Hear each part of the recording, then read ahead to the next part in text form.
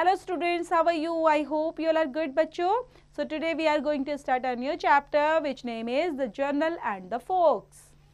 Let's begin with warm up student. Courage, audacity and perseverance are the common qualities of a soldier or a military general. These qualities make them tough and brave to face any difficulty. Besides bravery, a hero of war also needs wisdom and daring heart. This story about Astromances tells us how brave he was and how he struggled and finally escaped his death in a rocky chasm.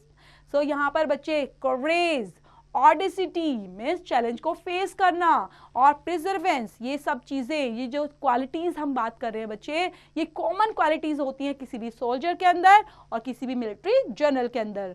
जो ये qualities हैं बच्चे वो एक soldiers को brave दिखाती हैं, difficulties में फेस करना सिखाती हैं. कोई भी टफ चैलेंजेस अगर उनके आगे आ जाते हैं तो ब्रेवरी तरीके से उनको फेस करती हैं और एक वॉर के हीरो के रूप में उनको प्रेजेंट करती हैं. देन उनकी विजडम को, डेयरिंग हार्ट को शो करती हैं. और ये स्टोरी भी बच्चे उसी से रिलेटेड है जिसमें एस्ट्रोमेंसिस के बारे में बताती हैं कि कितना वो बहादुर थे और कैसे उन्होंने स्ट्रगल किया और फाइनली एस्केप्ड कर लिया his death in a rocky chasm से.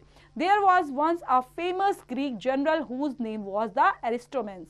He was brave and wise, and his countrymen loved him. Once, however, in a great battle with the Spartans, his army was beaten and he was taken prisoner. So यहाँ पर बच्चे famous Greek general की बात की गई है जिनका नाम था एरिस्टोमेंसेस. तो वो काफ़ी ब्रेव थे और काफ़ी वाइज भी थे. ओके, बुद्धिमान भी थे. वाइज मीन्स क्या होता है बच्चे? बुद्धिमान होना. ओके, बहादुर होना मीन्स ब्रेव होना. और जो उसके कंट्रीमैन थे, okay, his countryman loved him. जो भी उसकी जो जनता थी बच्चे, जो भी उसके साथ लोग थे, उसको बहुत ज़्यादा प्यार करते थे. तो एक बार एक ग्रेट बैटल होती है, बहुत ज़्यादा बड़ी लड़ाई होती है बच्चे. ओके, किसके साथ होती है? स्पार्टन्स के साथ. और उसकी जो आर्मी है वो हार जाती है और उनको क्या बना लिया जाता है? प्रिजनर. प्रिजनर क्या होता है बच्चे? कैदी बनाना. उनको प्रिजनर बना दिया जाता है. Then in those days people had not learned to be kind of their enemies. In war they were savage and cruel, for war always makes men so. The Spartans hated Aristomenes. He had given them a great deal of trouble, so they wished to destroy him.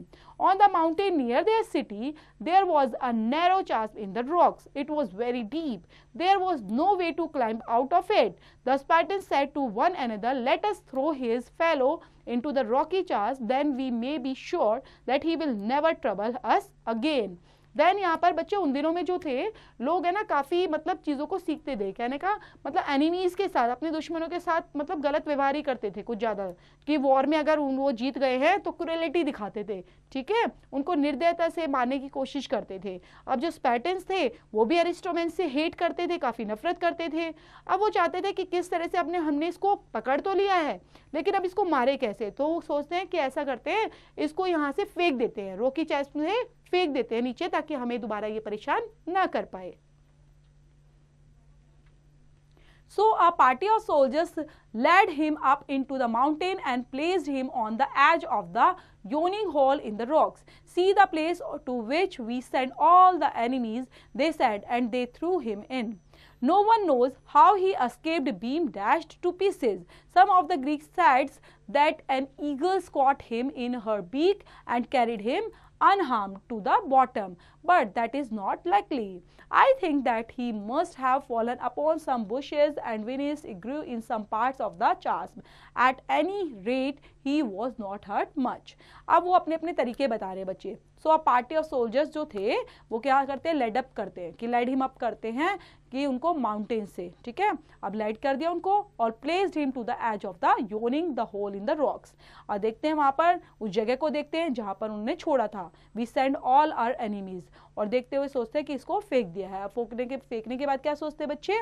कि no one knows, किसको नहीं पता था कि वो उसको how he escaped beam dash to pieces, कि वो किसको कितने कितने पीसेज में शायद बट गया होगा. वो शायद उसको कोई ईगल ले गई होगी, ईगल ने पकड़ लिया होगा बीक में और उसको अनहार्म्ड कर दिया होगा टू द बॉटम से. दैट अब वो कुछ अलग अलग तरीके से सोच रहे हैं, और शायद मैं ऐसा सोचता हूँ कि शायद उसको कहाँ पे क्या करना चाहिए, उसको डैशेस करना चाहिए, वाइंस करना चाहिए अलग अलग पार्ट्स में, and any rate he was not hurt much, ताकि ये दोबारा हमें परेशान ना कर पाए. He groped around the dim light, but could not find any way to escape. The rocky falls surrounded him on every side. There was no place where he could set off the foot to climb out. For 3 days he laid in his strange prisons. He grew weak from hunger and thirst. He expected to die from starvation.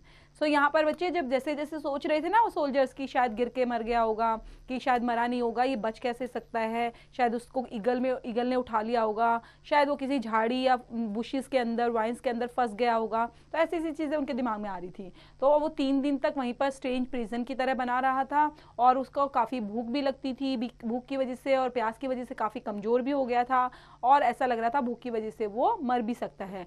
Suddenly he was started by a noise close by him. Something was moving among the rocks at the bottom of the chasm. He watched quietly and soon saw a large fox coming towards him. और अचानक से उसको कोई आवाज़ सुनाई देती है, कोई नॉइज सुनाई देती है कि कुछ उसकी तरफ आ रहा है. तो जैसे ही देखता है तो वो कौन था बेटा, एक लार्ज फॉक्स था जो उसकी तरफ आ रहा था. He lay quite still till the animal was very near, and then he sprang up quickly and seized by the tail. The frightened fox scampered away as fast as it could, and Astronesius followed, clinging its tail.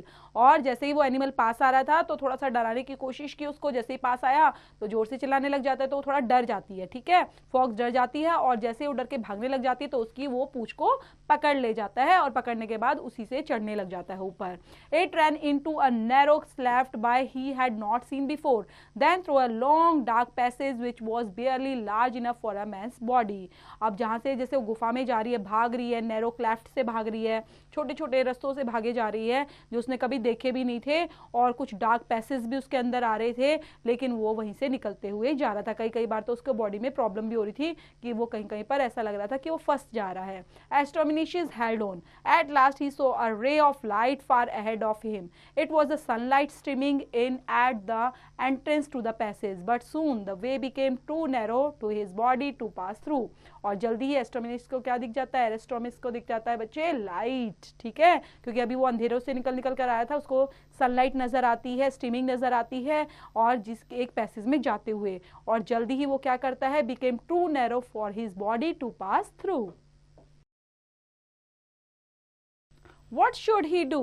He let go of the fox and it ran out. Then with great labor he began to widen the passageway. Here the rock was smaller and he soon loosened them enough to allow him to squeeze through. In a short time he was free and in the open air. Some days after this is the Spartans heard strange news. Astyomenes is again at the head of the Greek army. They could not believe it. और फिर जैसे जैसे जहाँ पर फोक जा रही थी ना बच्चे, तो वहाँ पर वो जा रहा था. अब उसको लाइट नजर आती है जहाँ से पैसेज में से वो निकल के जा रहा था. अब वो उसको छोड़ देता है, और कुछ शॉर्ट टाइम के लिए ऐसा लगा था वो स्क्वीज होता जा रहा है, प्रेस होता जा रहा है ना कोई, तो उसको अब रुकना था, तो वो उसको छोड़ देता है, उसको फ्री कर देता है, ओपन एयर में आ जाता है. और कुछ दिनों के बाद ही स्पार्टन्स को क्या सुनाई देता है कि जो एरिस्टोमेन्स है दोबारा से हेड ऑफ ग्रीक आर्मी बन चुका है, लेकिन उनको विश्वास नहीं हुआ. यहीं पर चैप्टर फिनिश होता है बच्चे. उसकी ब्रेवरी से रिलेटेड, उसकी बहादुरी से रिलेटेड, किस तरह से जो स्पार्टन्स थे और किस तरह से एरिस्टोमेन्सिस थे उनके बीच में एक बैटल चली, और एरिस्टोमेन्स ने कैसे अपनी जान बचाई.